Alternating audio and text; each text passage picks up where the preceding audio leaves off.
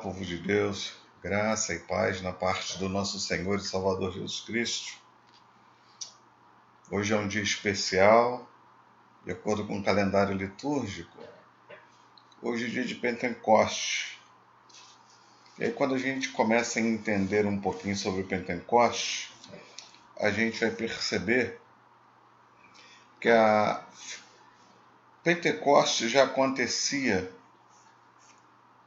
bem antes, né? Os antigos israelitas, o calendário cristão israelita já contemplava, ele está relacionado pelo menos a 3 festas do Antigo Testamento, que está lá em Êxodo, capítulo 23, versículo 14.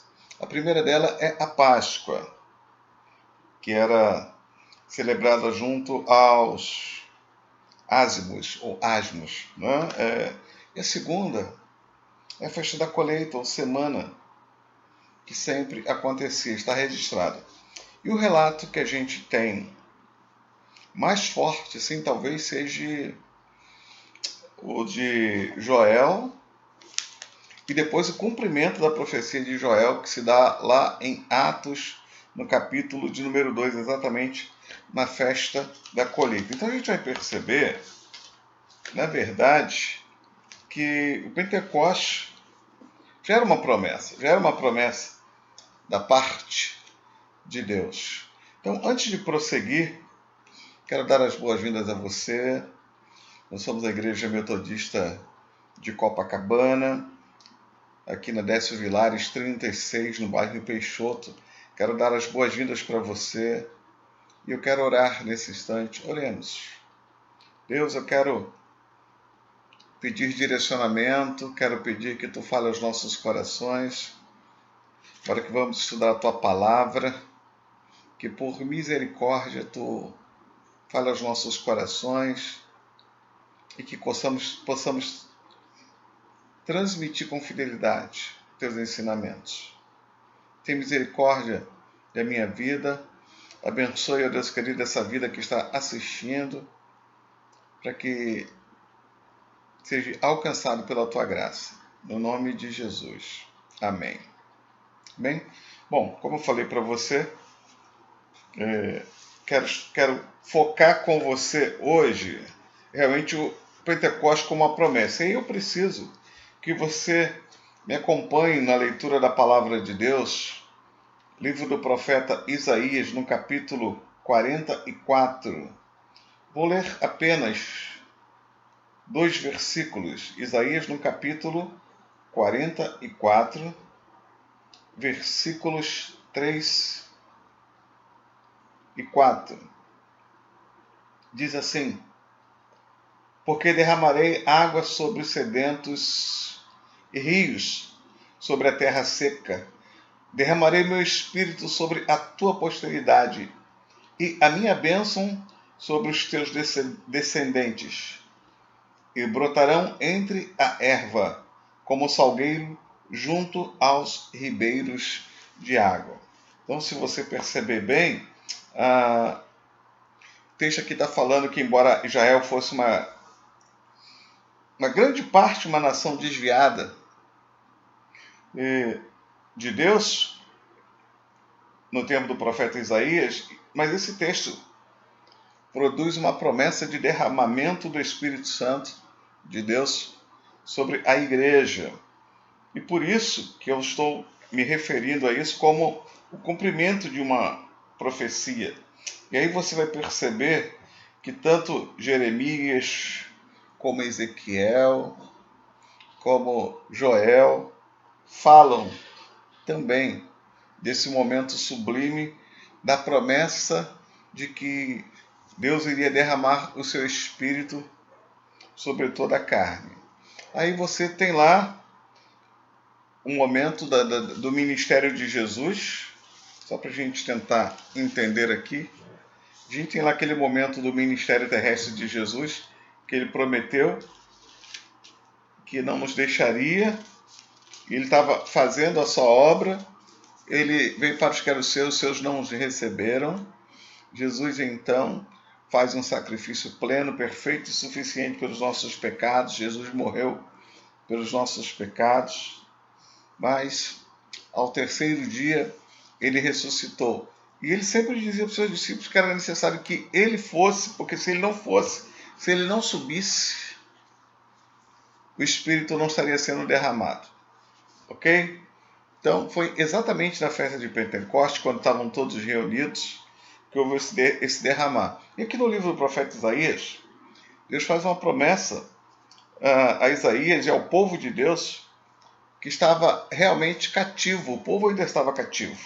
O povo estava ainda aprisionado. Mas podemos perceber que Deus estava querendo mostrar para aquele povo de que ele era Deus e que o povo precisava era voltar às primeiras obras, como por exemplo, já lá em Gênesis, no capítulo 1, no versículo 1, no princípio era o verbo era Deus, e o verbo estava com Deus. O que Deus estava querendo dizer para o povo nesse momento? Era que realmente que somente o seu Espírito podia trazê-los de volta do cativeiro. Somente a presença do Senhor, porque somente através de Jesus Cristo é que há salvação, que há uma vida nova, que há transformações de vida, que nós nos tornamos santos e santas e purificados. Então, era isso que Deus estava dizendo para o povo através do profeta realmente Isaías. E aí eu fico pensando, quem de nós realmente não quer ter uma vida santa, uma vida abençoada? Com certeza todos nós queremos. Eu quero também, né? Só 24 horas por dia, não precisa mais do que isso. Mas a gente sabe que para que isso aconteça, a gente precisa ardentemente procurar os caminhos do Senhor, procurar realmente refúgio no Deus da bênção, no dono da bênção, daquele que tem todo o poder. E se nós olharmos para o mundo atual, a gente percebe que cada vez mais o ser humano está distante de Deus. Ele quer viver essa dimensão de Deus, mas o mundo o atrai. O mundo o chama.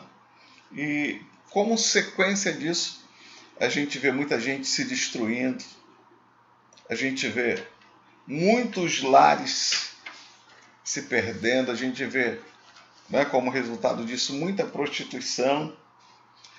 Mas, queridos e queridas, isso não é motivo para que eu e você possamos desanimar.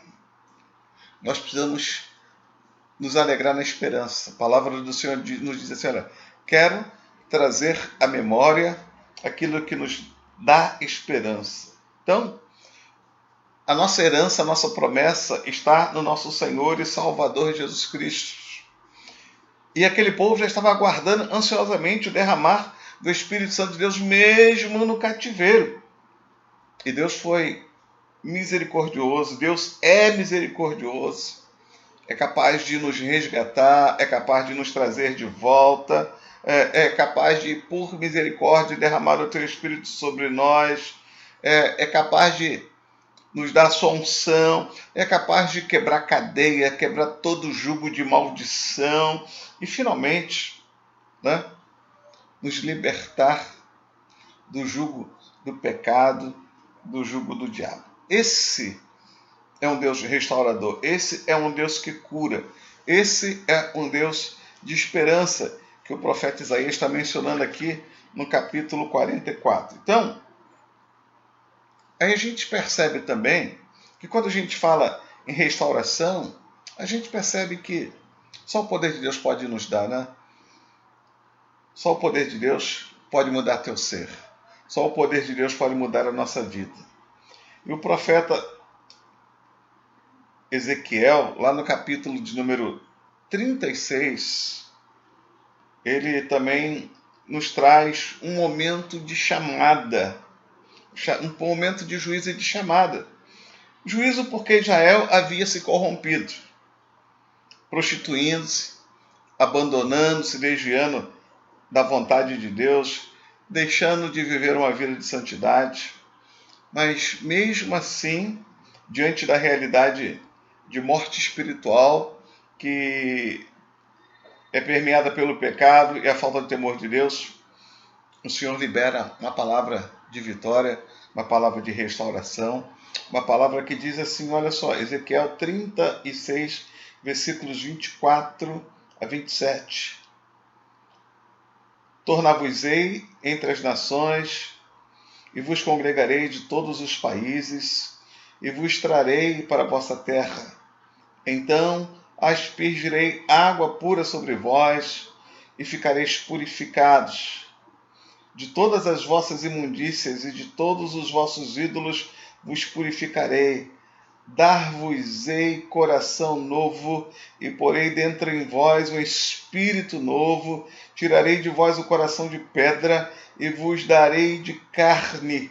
Porei dentro de vós o meu espírito, e fareis com que andes nos meus estatutos, guardes os meus juízos e os observeis. Então, o que Deus está oferecendo aqui para o povo é uma proposta de uma vida nova. É uma proposta de um novo viver, é uma proposta de vida santa, vida cheia da presença, vida cheia do Espírito Santo. Somente dessa forma é que a gente pode guardar os estatutos do Senhor e andar em retidão e andar em juízo. Então, a primeira coisa que a gente precisa para isso é reconhecer humildemente que a falta de santidade na vida do povo de Deus, na minha vida, na tua vida, na nossa vida, quebra um princípio com Deus, quebra princípios. E quando a gente começa a quebrar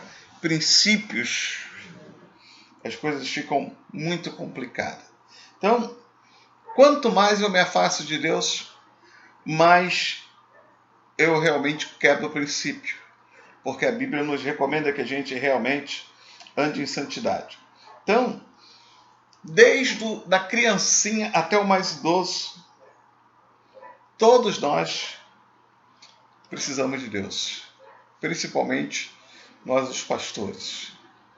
Precisamos andar no juízo do Senhor. Precisamos andar na presença do Senhor. Então, eu quero reafirmar para você que santidade não é opção, é exigência de Deus para a minha vida, para a tua vida. Então, nós precisamos do derramar sobrenatural do Espírito Santo de Deus na nossa vida, para que possamos ser revestidos de poder, para que sejamos purificados e possamos experimentar, queridos e queridas, as maravilhas de Deus. Grandes coisas estão por vir, grandes coisas vão acontecer a partir desse momento que nós deixarmos nos sermos guiados pelo Espírito, pela presença do Deus Todo-Poderoso. E o profeta Ezequiel, nesse capítulo, principalmente no versículo 27, é uma promessa da dádiva da salvação do Espírito sobre o povo de Deus. Esse texto, ele realmente faz parte de um conjunto. Se você ler todo o capítulo do profeta Ezequiel, capítulo 37, principalmente os 14 primeiros versículos, você vai perceber que ele está dizendo que o Espírito faz da nossa vida quando nós entramos, como quando nós estamos decididos a viver uma vida de santidade. E aí você sabe que é uma batalha muito grande, é uma guerra muito grande, porque a carne milita contra o espírito contra a carne, mas a gente precisa realmente insistir para que possamos viver uma vida de servos e sermos uma igreja viva do Deus vivo, para a honra e glória do nome do nosso Senhor e Salvador Jesus Cristo. E o profeta chega a dizer, lá nesse versículo, no capítulo 37, no versículo 1, veio sobre mim a mão do Senhor e me levou. Então, todos nós, queridos e queridas, queremos ser guiados pela mão do Senhor. Todos nós, realmente, queremos ser guiados, queremos nos apresentar diante de Deus e precisamos nos apresentar diante de Deus com mãos limpas, conforme diz o Salmo de número 24. Então, se nós não fizermos isso e nos apresentarmos diante do Senhor de qualquer maneira, nós vamos ter que entrar na disciplina do Senhor, no juízo e na condenação. Então, que Deus tenha misericórdia da minha vida, que Deus tenha misericórdia da tua vida, que eu e você nunca possamos perder o temor do Senhor. E no caso aqui, o profeta estava em terra estranha, exilado junto com o povo de Israel na Babilônia. Mas ele era um sacerdote e profeta. E por isso ele aspirava esse desejo de se alimentar diretamente, constantemente, diariamente do Senhor. Mas o profeta não queria só isso para ele queria essa vida de santidade para todo o povo. Isso a gente chama de conversão, mudança de vida. Mudança de vida.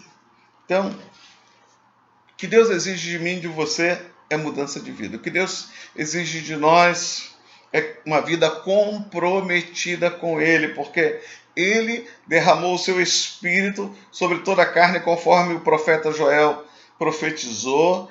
Ele realmente prometeu que estaria conosco todos os dias. O Espírito Santo de Deus, ele guia a igreja, ele direciona a igreja. E como igreja do Senhor, nós precisamos ser cheios do Espírito Santo de Deus para que realmente possamos frutificar, para que possamos dar bons frutos. Mas, infelizmente,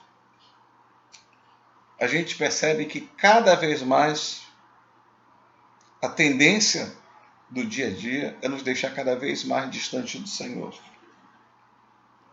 Somos cada vez mais parecidos com o povo de Israel quando estava ali no cativeiro. Rebeldia, dureza de coração, não é? Deixamos o pecado arraigar no nosso coração, deixamos a ira, deixamos realmente o meio espalhar na nossa vida. Nós não vigiamos muitas das vezes no que falamos, nós não vigiamos muito no nosso proceder, nós infelizmente emprestamos a boca para o diabo, e a palavra do Senhor diz assim: olha, andai no Espírito e jamais satisfareis as concupiscências da carne. A palavra do Senhor nos ensina assim no Evangelho: buscai, pois, em primeiro lugar o reino de Deus e a sua justiça, as demais coisas vos serão acrescentadas. O que a gente faz? A gente busca primeiro as outras coisas. Depois, se sobrar tempo, a gente busca Deus. Misericórdia. Misericórdia. Precisamos urgentemente de uma intervenção divina sobre a nossa vida. Precisamos urgentemente de uma intervenção sobrenatural de Deus sobre a nossa vida. Precisamos realmente que o Espírito Santo de Deus desça sobre nós e nos convença de que realmente ainda podemos mudar a nossa vida, podemos mudar a nossa conduta. Precisamos realmente ardentemente de termos esse coração apaixonado. E por misericórdia, é só por misericórdia sentirmos a santidade de Deus Todo-Poderoso. Não se esqueça, querida e querida, Deus é santo. Deus exige santidade do seu povo. Deus exige santidade dos seus filhos e filhas.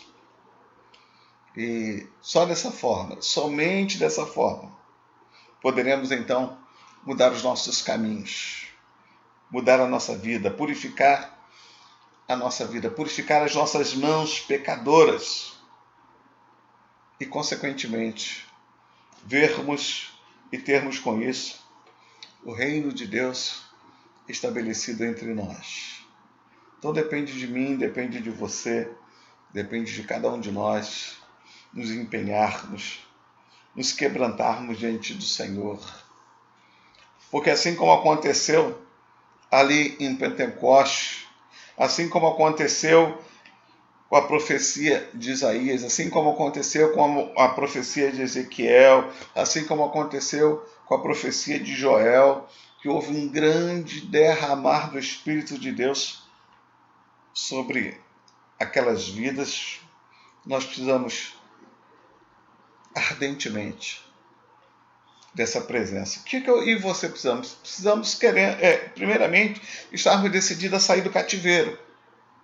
E sair do cativeiro é deixar a vida de pecado e vivermos uma vida de santidade, Precisamos realmente, queridos e queridas, se preciso for, nos afastar de algumas pessoas e de algumas práticas, de alguns costumes, de alguns meios, de alguns ambientes que nos levam a uma vida de desejo, uma vida de pecado. O que eu e você precisamos é um desejo ardente de mudança, de libertação, de restauração.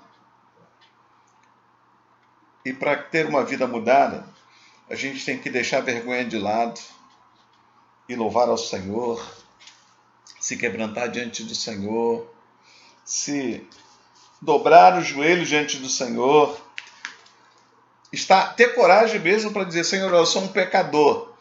E sabe, e a gente aprende que o pecado tem nome, o pecado tem sobrenome. E aí eu não posso deixar de citar na primeira epístola de João, no capítulo 1, no versículo 9, quando ele diz assim: olha, se confessarmos os nossos pecados, ele é fiel e justo para nos perdoar os pecados e nos purificar de toda injustiça. Eu aprendo que o pecado tem nome e eu preciso realmente perder a vergonha diante do Senhor, porque Deus sabe de todas as coisas. E o salmista realmente nos diz: olha, para onde fugirei da tua presença? Para onde eu vou conseguir fugir de ti? E o salmista também diz: Senhor, tu me sondas e me conheces, sabes quando me assento e quando me levanto. Então, queridos e queridas, a gente está diante de um Deus que sabe todas as coisas. Ele sabe dos meus erros, sabe dos teus erros, sabe dos nossos defeitos. Então, não preciso ter vergonha de rasgar o meu coração diante do Senhor, me prostrar diante dele e pedir: Senhor, me perdoa, me perdoa. Eu preciso do derramar do teu Espírito, eu preciso da tua presença, eu preciso mergulhar no teu Espírito. Mas para isso, Senhor, eu quero confessar os meus pecados, eu quero confessar as minhas limitações, quero confessar-te, ó Deus querido, o meu pecado. Senhor, eu não tenho vergonha de confessar diante de ti. Eu quero, Senhor, ter uma vida totalmente livre do jugo do pecado, mas uma vida de servidão a ti, uma vida de integridade a ti. Entra, Senhor, na minha vida, entra, Senhor, no meu coração e traz a libertação que é necessária na minha vida. E aí sim, queridos e queridas, nós podemos nos colocar na dispensação do Espírito Santo de Deus. Uma vida cristã sem quebrantamento diante de Deus, uma vida cristã sem ser regrada por Deus, é uma vida de perca de tempo. É uma vida de perca de tempo. Que Deus tenha misericórdia da minha vida, Deus tenha misericórdia da tua vida, Deus tenha misericórdia das nossas vidas, que possamos nos quebrantar diante do Senhor, reconhecer o teu senhorio, reconhecer que Ele é santo, que Ele é puro, que Ele é verdadeiro, e que sejamos cheios da presença do Deus Todo-Poderoso. Que Deus te abençoe, que Deus te guarde, que Deus te fortaleça. Eu quero orar por você ainda nesses instantes finais, nesses instantes de encerramento da nossa lição bíblica, para que nesse dia de Pentecostes Deus possa nos sacudir de tal maneira, e que, por misericórdia, esse Espírito, conforme Joel profetizou, seja derramado sobre toda a carne, sobre a minha carne, sobre a tua carne, e que possamos ser sensíveis à voz do Eterno. Oremos.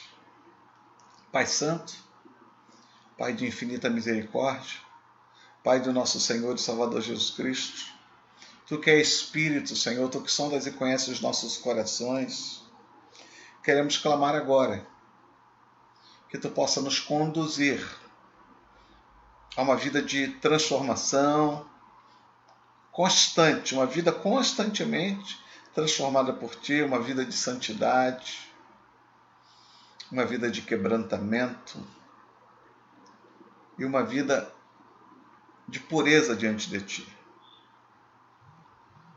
Declaramos, ó Pai querido, a nossa dependência total e completa de Ti. Declaramos que precisamos de Ti. Declaramos que sem Ti nada somos, sem Ti nada podemos fazer. E nos submetemos, ó Deus, ao Teu senhorio. Mas, ó Deus, para que esse realizar, para que esse agir possa acontecer na minha vida, na nossa vida, nós precisamos nos esvaziar do nosso eu. E o esvaziar do nosso eu é confessarmos os nossos pecados, é reconhecer que só o Senhor é Deus. Só reconhecendo realmente que só o poder de Deus pode mudar minha vida. Só o poder de Deus pode mudar meu ser. Eu creio, Senhor, no Teu poder. Eu creio, Senhor, na Tua palavra.